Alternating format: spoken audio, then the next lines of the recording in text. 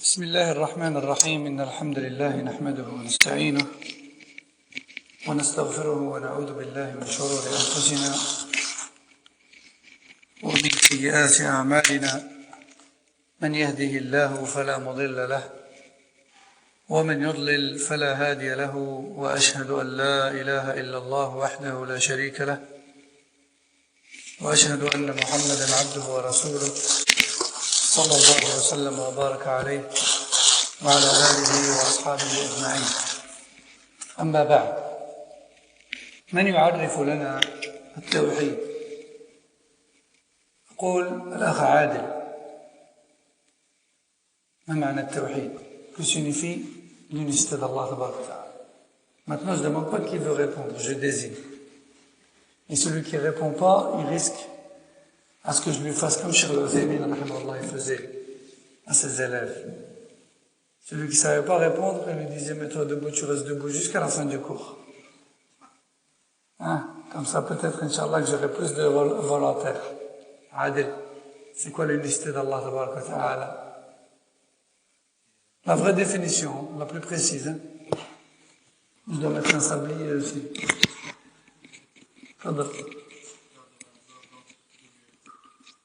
Comment? C'est bon, mais remplace le mot adorer par autre chose. On parle d'unicité, donc. Parfait. Barakallah fik. L'unicité d'Allah, tawhid, c'est le fait d'unifier Allah par tout ce qui lui est propre. Dans tout ce qui lui est propre. Subhanahu wa ta'ala. Shirk. Que veut dire shirk, notre ami Mahdi?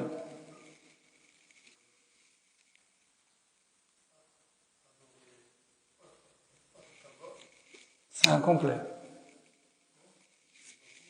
Oui, vraiment. Ça veut dire que tu vas te lancer dans une longue définition.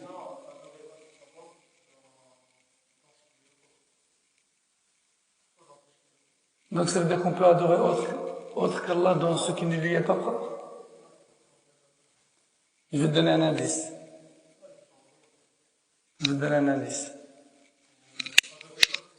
Ça te dit quelque chose? Shirk, c'est pas que dans l'adoration. Ça peut être dans plein de choses. Qui peut me donner une réponse plus précise? C'est ça, je sais qu'il l'a, mais la formulation. Oui, shirk, c'est l'association, tu me l'as traduit, mais qu'est-ce que ça veut dire?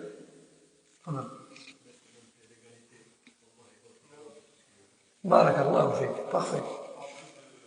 J'ai pris de cours.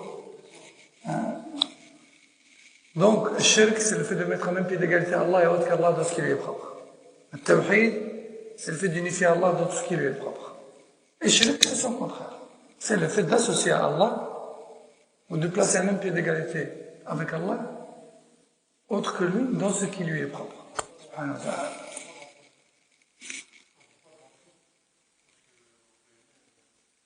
Effectivement, dans ce qui lui est propre, dans ce qui ne doit être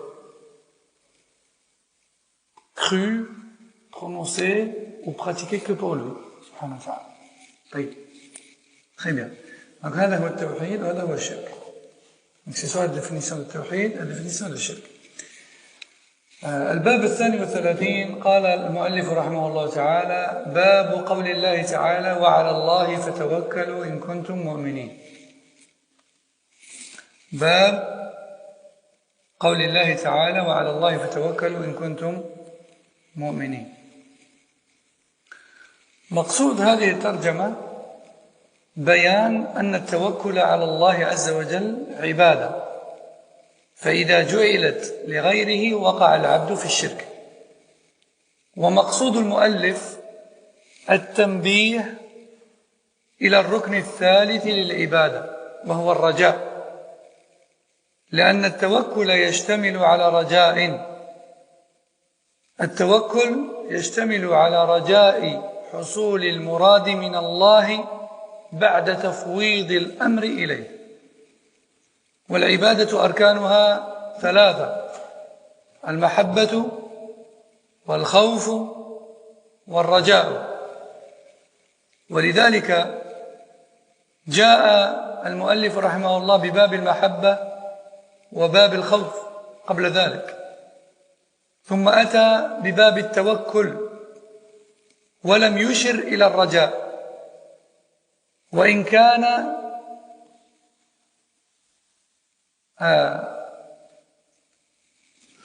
التوكل من الرجاء، لأن الشرك التوكل أكثر في الخلق.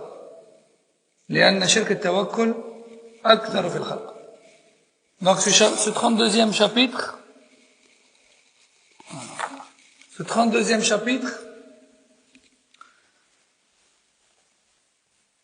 est celui dans lequel l'auteur rahimahullah va nous parler de l'adoration de tawakkul, la confiance en Allah Jalla wa Ala, le fait de placer totalement sa confiance en Allah Azza wa Jalla dans toutes nos affaires.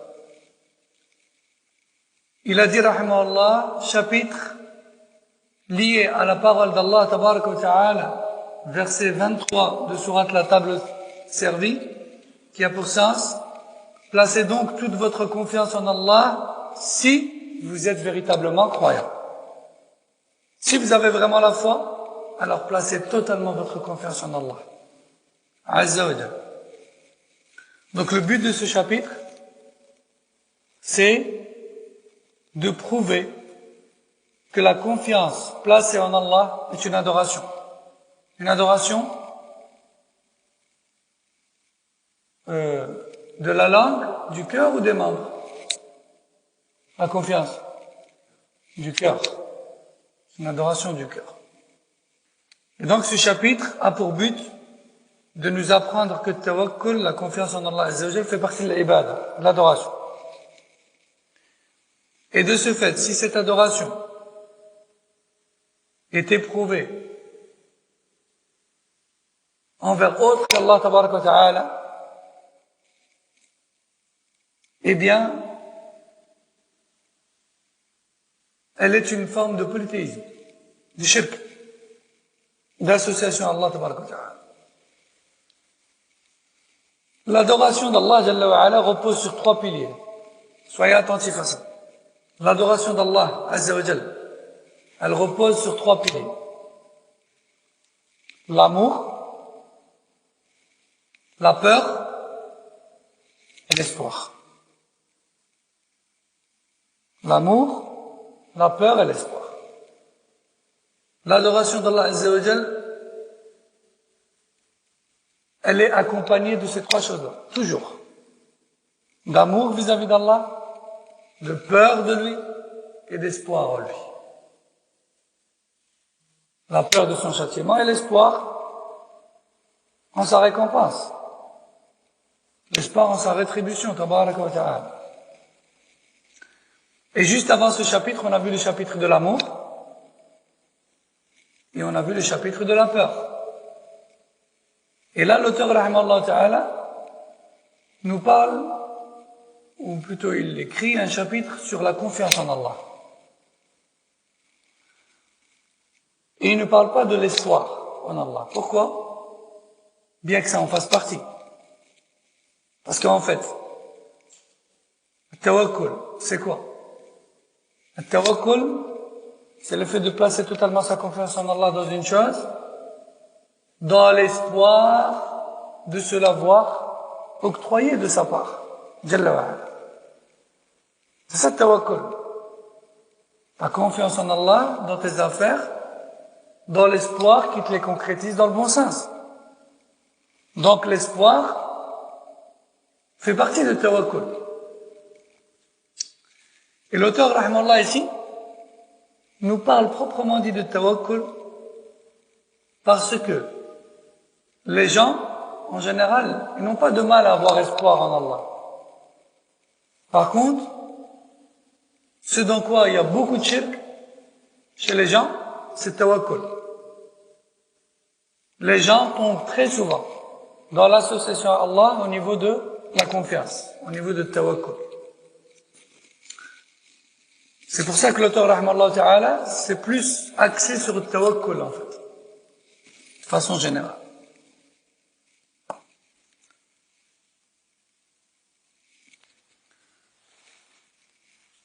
وأتى المؤلف رحمه الله في هذا الباب ب5 أدلة. الدليل الأول قوله تعالى وعلى الله فتوكلوا إن كنتم مؤمنين. الدليل الثاني قوله تعالى إنما المؤمنون الذين إذا ذكر الله وجلت قلوبهم وإذا تليت عليهم آياته زادتهم إيمانا وعلى ربهم يتوكلون. في بداية الآية قال إنما المؤمنون، أداة حصر، يعني أن المؤمنين هم الذين يتوكلون على الله لا غير، فالذين لا يتوكلون على الله ليسوا بمؤمنين. هذا هو المعنى. الدليل الثالث قوله تعالى يا أيها النبي حسبك الله. الدليل الرابع قوله تبارك وتعالى ومن يتوكل على الله فهو حسبه.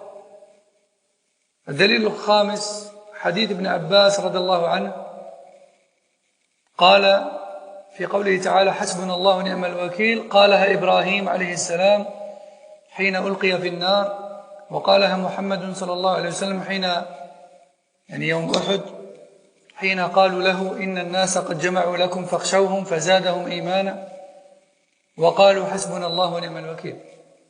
رواه البخاري والنسائي. Donc dans ce chapitre, l'auteur rahmallah nous apporte 5 textes qui prouvent que la confiance en Allah Azza wa Jal, la plus totale, est une adoration.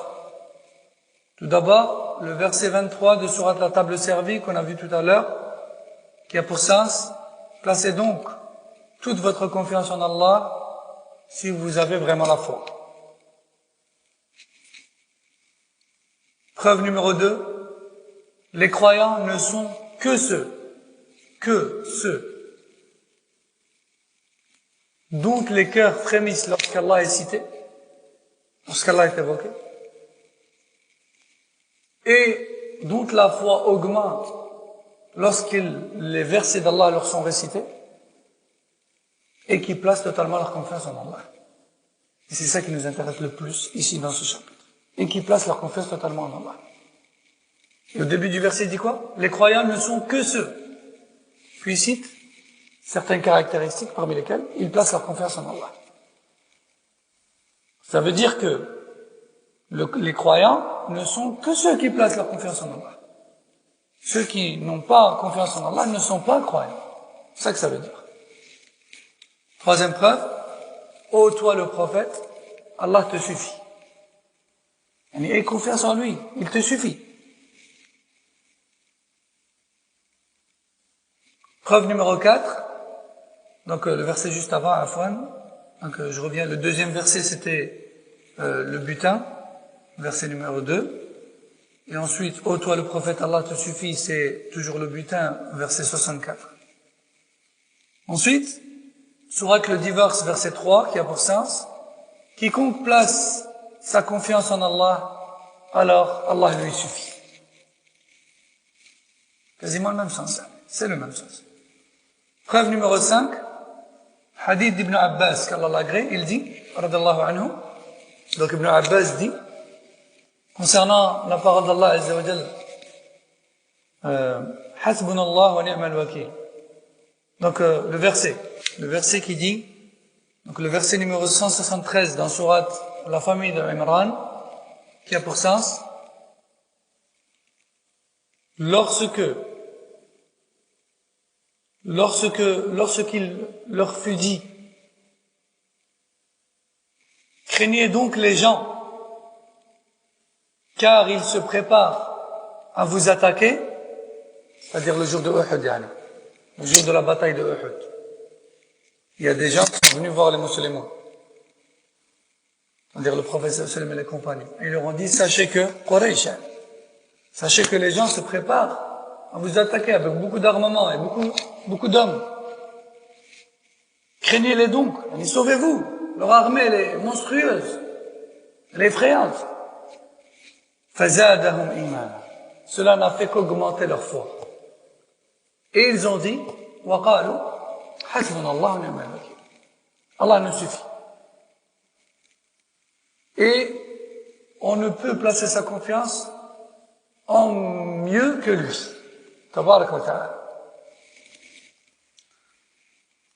Ibn Abbas dit, cette parole, Allah nous suffit, et on ne peut placer sa confiance en mieux que lui.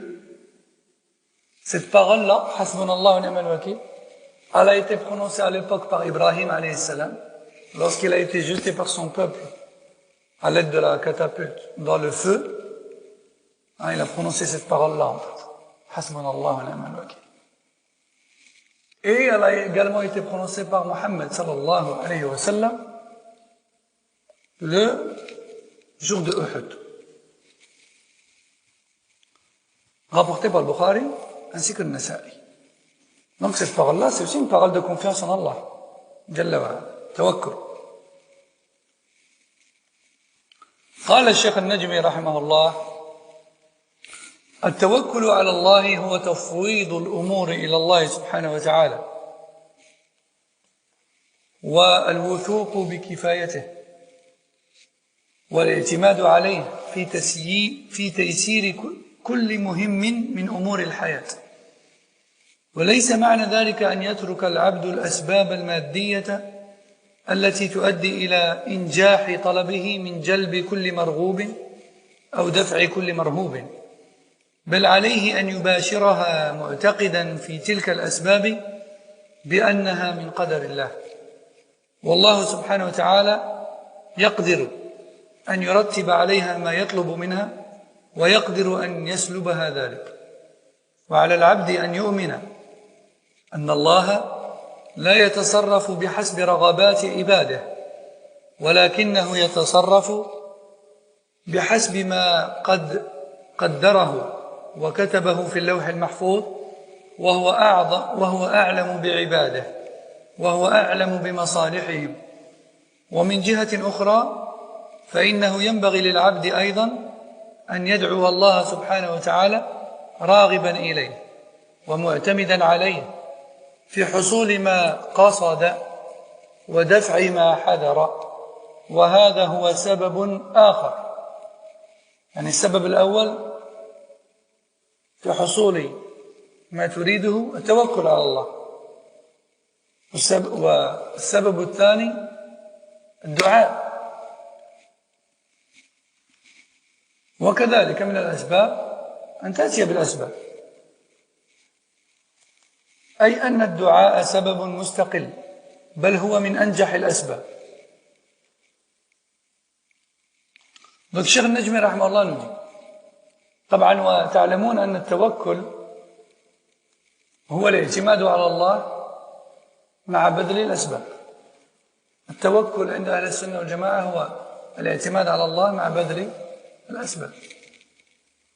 فالاكتفاء بالاعتماد وترك الأسباب ليس من عقيدة أهل السنة والجماعة، والاتيان بالأسباب دون اعتماد على الله كذلك ليس من عقيدة الإسلام وعقيدة أهل السنة والجماعة، بل العقيدة الصحيحة هي الجمع بين الاعتماد على الله والاتيان بالأسباب. Donc tout d'abord, le tawakkul c'est quoi? Le tawakkul c'est le fait de placer totalement sa confiance en Allah Jalla wa Ala, tout en ajoutant à cela les causes, tout en fournissant les causes, tout en se donnant les moyens de concrétiser ce que l'on désire, tout en se donnant les moyens afin de concrétiser, c'est-à-dire afin d'obtenir de la part d'Allah ce que l'on désire. Placer sa confiance en Allah, plus accomplir les causes. Se donner les moyens. Hein. Pas tu dors à la maison, tu dis moi j'ai fait de dua, j'ai demandé à Allah la subsistance, et tu dors toute la journée. C'est pas ça la croyance de l'islam. C'est pas ça qu'Allah veut de toi. Et c'est pas comme ça que se comportaient les prophètes d'Allah, Azza wa Jal. Ils travaillaient, les prophètes d'Allah, ils bougeaient, faisaient les causes, se donnaient les moyens d'obtenir la subsistance. Subsistance, la descendance, etc. Cheikh Najmi rahimahullah nous dit, le tawakkul, c'est le fait de placer sa confiance totalement en Allah et de faire dépendre ses affaires d'Allah Azza wa Jal, en faisant accompagner cela des causes. et des moyens à travers lesquels Allah Azza wa Jal nous donnera ce que l'on désire. Parmi les moyens mondains et matériels, parmi les moyens matériels. Afin d'obtenir ce que l'on désire et repousser ce que l'on redoute. Afin d'obtenir ce que l'on désire, comme la subsistance, comme l'exemple que j'ai donné, et de repousser ce que l'on redoute aussi, comme la maladie. C'est pas tu dis, moi je compte sur Allah, j'aurai pas la maladie. Et puis ensuite tu vas à l'hôpital et tu t'introduis dans le secteur Covid, là où il y a les pires des cas. Et tu rentres sans masque, sans rien. Tu dis, moi je compte sur Allah. C'est pas comme ça. C'est pas comme ça. L'islam nous ordonne de placer totalement sa confiance en Allah Azza wa Jal, mais également de fournir les causes, de se donner les moyens afin d'obtenir ce que l'on désire et repousser ce que l'on craint et redoute. Afin qu'Allah Azza wa Jal concrétise cela. Mais ceci dit, il faut savoir, nous dit Cheikh Najmi, qu'Allah Azza wa Jal ne gère pas cet univers selon nos envies à nous, mais plutôt selon ses volontés à lui et selon ce qu'il a prédestiné, tabaraka wa ta'ala. Dit autrement, il se peut que les causes que tu as fournies aboutissent, tout comme il se peut qu'elles n'aboutissent pas. Tout comme il se peut qu'elles n'aboutissent pas. Les causes restent dans leur statut de cause. Ce ne sont que des causes. Pas plus. Ils n'ont pas plus de pouvoir que cela.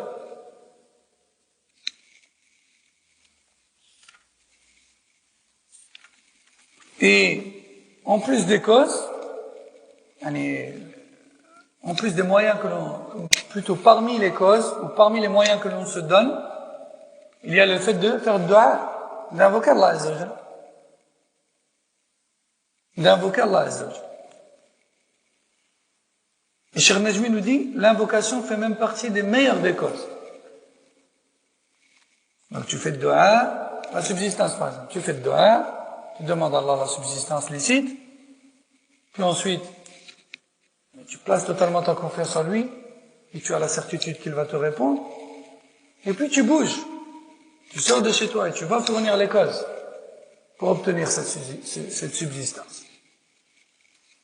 On arrive maintenant à l'explication de la première preuve.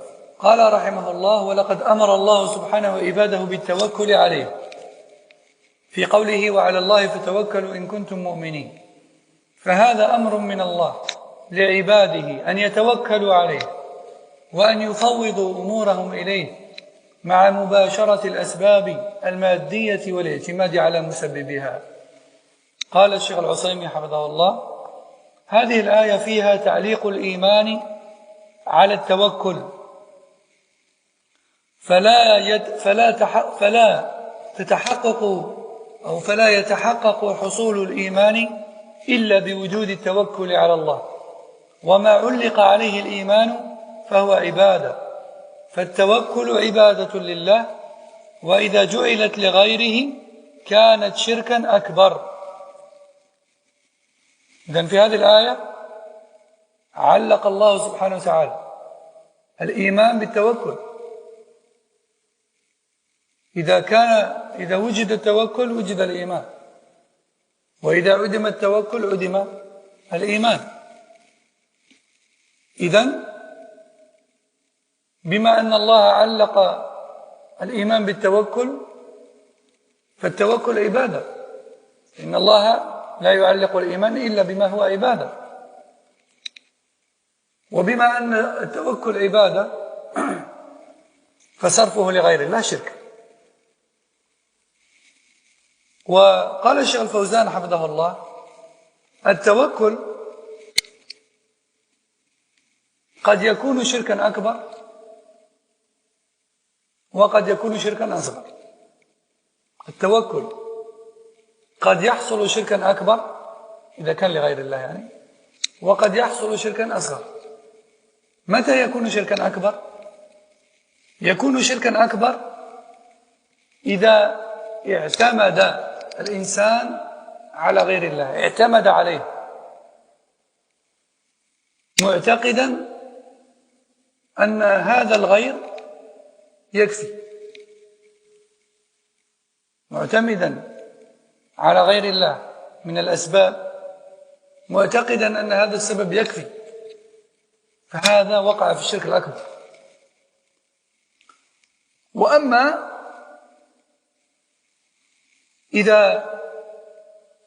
ويكون شركا أصغر إذا اعتمد المتوكل على السبب وإن اعتقد أنه لا يكفي. إذن أكرر، قال الشيخ الفوزان: التوكل يكون شركا أكبر إذا اعتقد المتوكل أن السبب يكفي لحصول المراد، ويكون أصغر إذا اعتمد على السبب وإن علم أنه لا يكفي. انتهى. فالمطلوب هو الاعتماد على الله لا على غير الله، وتنزيل الأسباب منازلها. Donc la première preuve, placez donc toute votre confiance en Allah si vous avez véritablement la foi. Cheikh Al-Najmi nous dit, rahimahullah, dans ce verset, Allah nous ordonne de placer toute notre confiance en lui et de faire dépendre toutes nos affaires de lui, tout en se donnant les moyens et en effectuant les causes mondaines afin d'obtenir de la part d'Allah ce que l'on désire. Cheikh Al-Usaymi hafidhahullah nous dit, dans ce verset, Allah fait dépendre donc la foi de la confiance en Allah. Dit autrement, si tu places totalement ta confiance en Allah, alors tu es croyant. Mais si tu ne places pas ta confiance en Allah, tu n'es pas croyant. Donc, il a fait dépendre la foi de la confiance en Allah. Et Allah ne fait dépendre la foi que de ce qui est adoration. Donc, la confiance en Allah est une adoration. Et la vouer à autre qu'Allah est du shirk.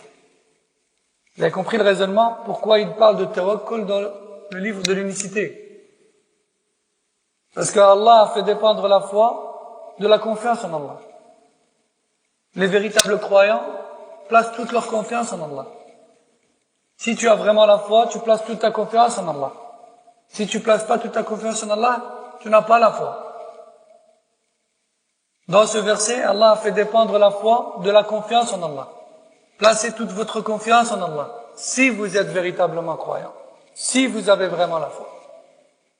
Donc la foi dépend d'un tas de choses, et parmi lesquelles la confiance en Allah. Et Allah ne fait dépendre la foi que d'une chose qui est adoration.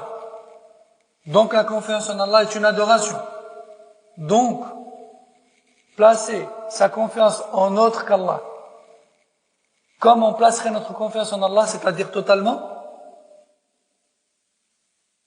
fait partie du shirk. Est-ce que c'est clair pour tout le monde? Est-ce qu'il y a quelqu'un pour qui c'est flou? Vous avez compris le raisonnement? Faut pas être gêné de dire j'ai pas compris. Il n'y a aucun mal à ne pas avoir compris. Peut-être que moi j'ai pas très bien formulé. Je pourrais peut-être formuler autrement. C'est clair? Aïe. Cheikh Al-Usaymi hafidhahullah nous dit, et à partir du moment où la confiance en Allah, c'est une ibada, la totale confiance est une ibada, le fait de l'avoir en autre qu'Allah est une forme de polythéisme, de shirk. Cheikh Al-Fawzan hafidhahullah nous dit, la confiance, ou c'est mieux de dire, le fait de faire dépendre ses affaires dans son cœur, le fait de faire dépendre dans son cœur ses affaires d'autrui peut s'avérer être shirk majeur dans certaines situations ou shirk mineur dans d'autres situations. Si la personne ça se repose totalement sur les causes mondaines, en ayant pour conviction que ces causes, ou bien ces personnes, ou bien ces démarches qu'elle a faites, suffisent en dehors d'Allah pour obtenir ce qu'elle veut, alors ça, c'est du tawakkul qui fait partie du shirk majeur. Le fait de se reposer, tawakkul, le fait de se reposer totalement sur les causes, en ayant pour conviction que celles-ci suffisent pour obtenir ce qu'on veut, et de mettre totalement de côté Allah Jalla wa Ala, ça c'est du shirk majeur, dans le tawakkul. Ça c'est du shirk majeur dans le tawakkul. Exemple. Il veut obtenir un travail. D'accord? Une personne veut obtenir un travail. Elle fait les intérims, elle dépose des CV, elle va à Pôle emploi, elle fait son dossier, je sais pas comment on peut appeler ça, l'aide à l'emploi, elle fait toutes les boutiques, etc. Elle appelle les employeurs et tout. Et pour elle, c'est vraiment le seul moyen d'obtenir un travail. Elle ne pense pas du tout à Allah. Si tu lui demandes, qu'est-ce que tu as fait pour obtenir un travail? Elle va te dire, j'ai déposé des CV, j'ai déposé des candidatures spontanées, j'ai appelé les employeurs, j'ai fait les magasins, j'ai fait ceci, j'ai fait cela. T'as fait quoi d'autre que ça? Pour toi, c'est le seul moyen d'obtenir un travail. C'est le seul moyen. Et j'ai totalement confiance en ces moyens-là. Lui s'est reposé totalement sur les causes, en ayant pour conviction que celles-ci suffisent pour obtenir son travail. Et toute sa confiance, elle est placée en ces organismes-là. Lui, il a commis du shirk majeur dans le tawakkul. D'accord? Quand est-ce que le tawakkul peut s'avérer être du shirk mineur? Lorsque la personne sait que les causes qu'elle a fournies ne suffisent pas, mais tout de même, elle se repose dessus. Elle élève les causes au-dessus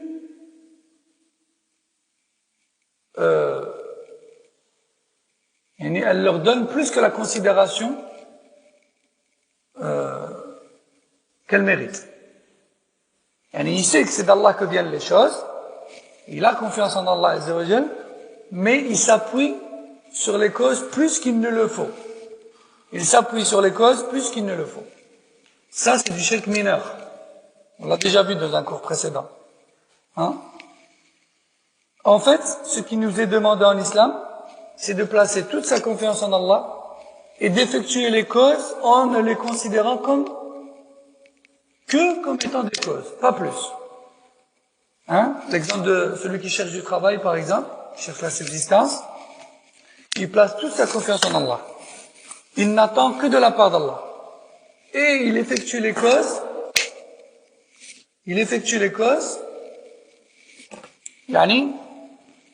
si je peux dire ça comme ça, que pour la forme. Que parce qu'Allah lui a dit, fais des causes. Mais c'est tout, sans plus. Il attend rien de la part de cette cause. Il sait que ce n'est qu'une cause. La boîte intérim, c'est juste une cause par laquelle Allah va lui donner sa subsistance. Le formulaire qu'il a rempli sur un site internet n'est qu'une cause, c'est tout. Le CV qu'il a envoyé n'est qu'une cause. Elle va peut-être aboutir ou peut-être pas. C'est ça qui nous est demandé en islam, de placer la totale confiance en Allah et de ne faire les causes que pour la forme, c'est tout. Puis de les oublier. C'est qu'une cause qu'Allah t'a demandé. Puisque tu ne peux pas placer ta confiance en Allah sans faire les causes, alors tu as fait la cause. Mais c'est tout, ça s'arrête là. Mais de là à te reposer sur ces causes-là, le fait de se reposer sur les causes, eh bien ça éloigne ton cœur petit à petit d'Allah Azza wa Jalla. Et c'est ça qui n'est pas permis. Donc, je reprends.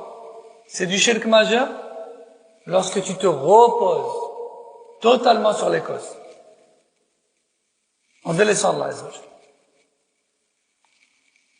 Et c'est du shirk mineur lorsque tu attends de la part d'Allah, mais tu te reposes sur les causes encore une fois, et tu leur donnes plus que la considération qu'elles n'ont. Plus de considération qu'elles n'en ont. Tu les élèves au-dessus de ce qu'elles méritent comme considération, ces causes-là. Est-ce que c'est clair pour tout le monde? Donc le premier exemple que j'ai donné, il fait les boîtes intérim, etc., mais il oublie totalement Allah Azza wa Jal. Pour lui, le seul moyen d'obtenir la subsistance, c'est les organismes, c'est tout. C'est pas Allah. C'est du shirk majeur dans la confiance. Le deuxième, lui, il sait que c'est Allah, il fait un peu de dua, etc., mais quand même, il a pas mal d'espoir en les boîtes intérim, en les employeurs, etc. Les harcèle, etc. Parce que pour lui, vraiment, quelque part, c'est comme s'il se ment à lui-même. C'est comme s'il dit, oui, tout vient d'Allah, mais quand même, j'attends quelque chose de leur part. Et ce qu'il nous est demandé, c'est quoi? C'est l'i'timad ala Allah wa tanzil al-asbab manazilha. C'est de placer totalement sa confiance en Allah et de ne jamais donner aux causes plus de considération qu'un nom. Non. C'est clair pour tout le monde, ça? Les causes, c'est que pour la forme. Pour dire, j'ai fait les causes. C'est tout. Mais de là à s'appuyer sur les causes, d'avoir espoir en les causes, et d'harceler ceux que tu as désignés comme cause, non. Bien sûr.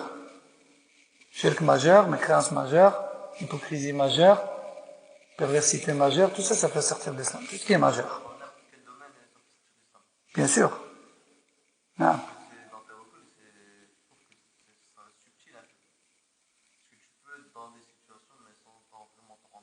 C'est pour ça qu'on apprend. Pour justement ouvrir les yeux et s'en rendre compte. Non. Ce genre de shirk est très fréquent. C'est pour ça que c'est important d'apprendre le tawhid. Ce genre de shirk est très fréquent chez les gens. Ils courent après l'asbab, ils se reposent totalement dessus. Ils oublient Allah Azza wa Jal. Surtout ceux qui ne sont pas trop dans la religion. Leur réflexe, c'est pas de revenir vers Allah. Ils n'ont pas ce réflexe. Allah musta'an. طيب. الدليل الثاني قوله تعالى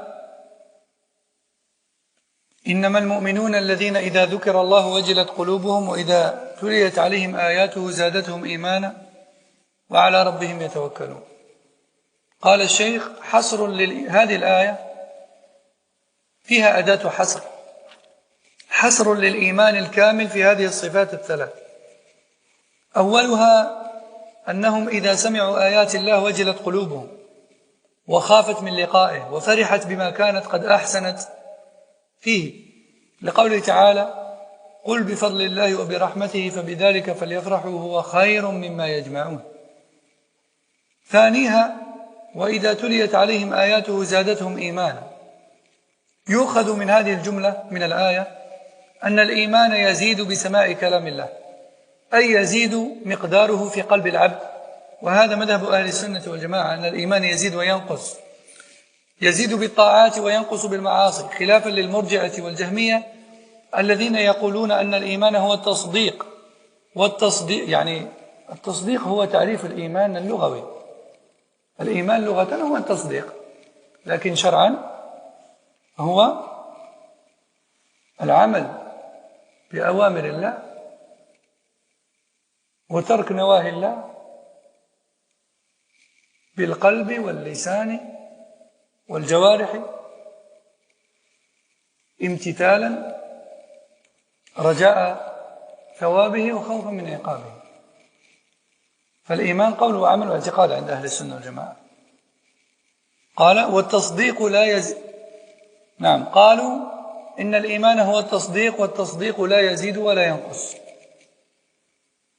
ثالثا من الصفات التي حصر الله الإيمان فيها الكامل فيها التوكل، في قوله وعلى ربهم يتوكلون، أي على ربهم يعتمدون مفوضين إليه أمورهم وطالبين منه إنجاح مساعيهم.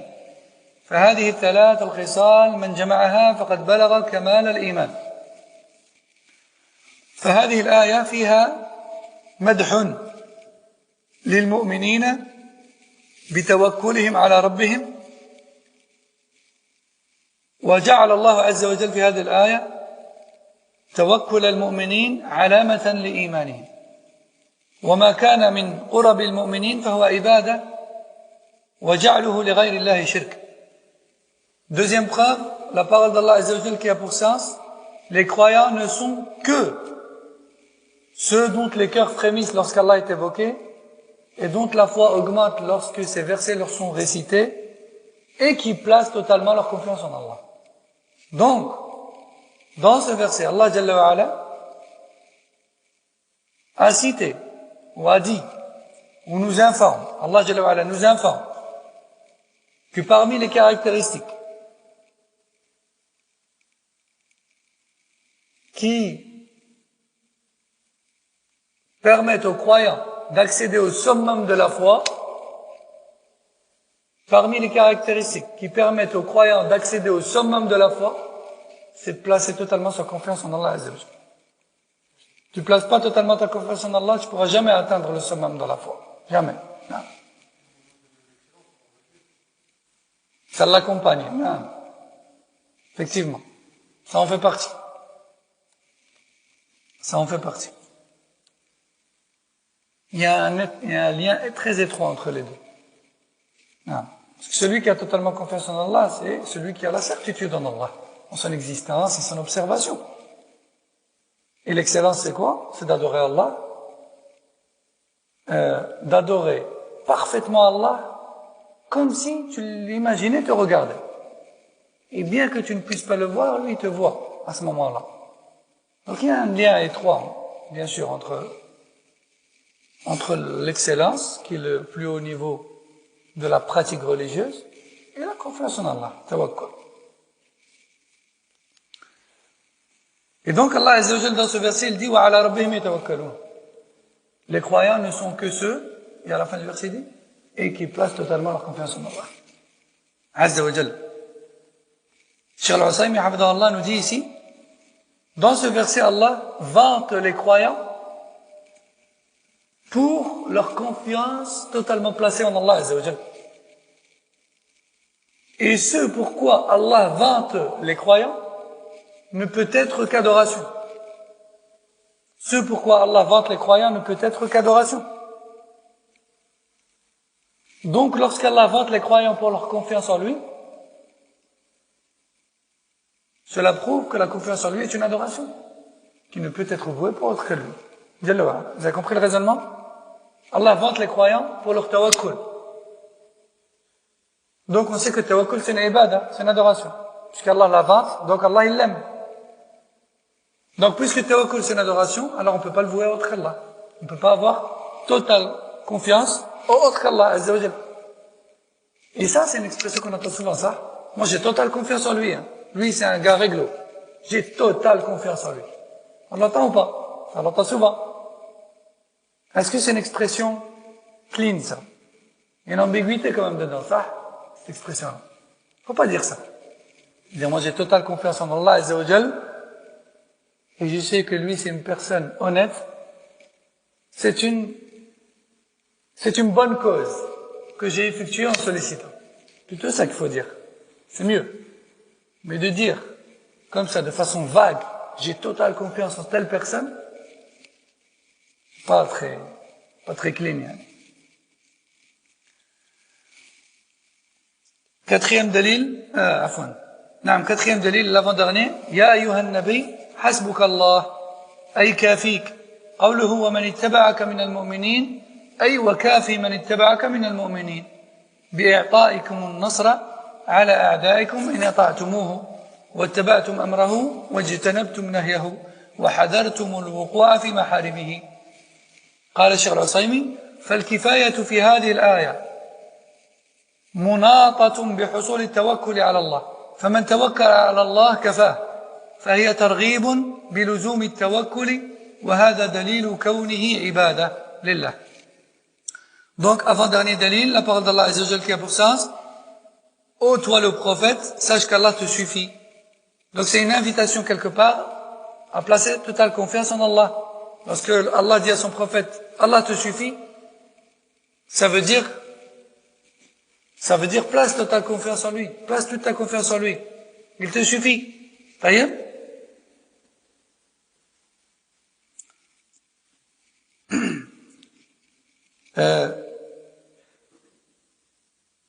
Quatrième dalil, وَمَنْ يَتَوَكَّلْ عَلَى اللَّهِ فَهُوَ حَسْبُهُ يعني كافيه وناصره ومؤيده. Quiconque place sa confiance en Allah, alors Allah lui suffit. Alors Allah lui suffit. On va arrêter l'explication de Cheikh Najmi, on l'a dit en traduisant le verset en fait. Parce que la traduction c'est l'explication du sens. قال الشيخ العثيمين هنا هذه الآية فيها أمران. الأمر الأول الكفاية. الكفاية جزاء للمتوكلين وهذا دليل على أن ما تقربوا به للحصول على هذا الجزاء وهو التوكل عبادة فجعله لغير الله شرك. والأمر الثاني أن التوكل على الله شرط للكفاية وهو مأمور به وما أمر به فهو عبادة وجعله لغير الله شرك. Donc, Cheikh Al-Husaymi nous dit, dans ce verset, quiconque place sa confiance en Allah, alors Allah lui suffit. On peut tirer de ce verset deux choses. La première, c'est que la suffisance promise par Allah Azza wa Jal, c'est la récompense octroyée à celui qui place sa confiance en lui. C'est comme si Allah te dit, si tu places toute ta confiance en moi, alors je te rétribuerai en m'occupant de toutes tes affaires. Je vais te suffire. Je vais m'occuper de toutes tes affaires. Mais place ta confiance en moi. Si tu places ta confiance en moi, alors ta récompense, ce sera que je vais m'occuper de toutes tes affaires. Et je vais mener toutes tes affaires à bien. Donc la récompense. Donc en fait la suffisance d'Allah, c'est la récompense de tawakkul. C'est la récompense de tawakkul. Et Allah ne te récompense que pour un acte qui est une ibada. Donc tawakkul c'est une ibada. Donc faire tawakkul ou avoir tawakkul en autre qu'Allah, c'est du shirk. La deuxième chose que l'on tire,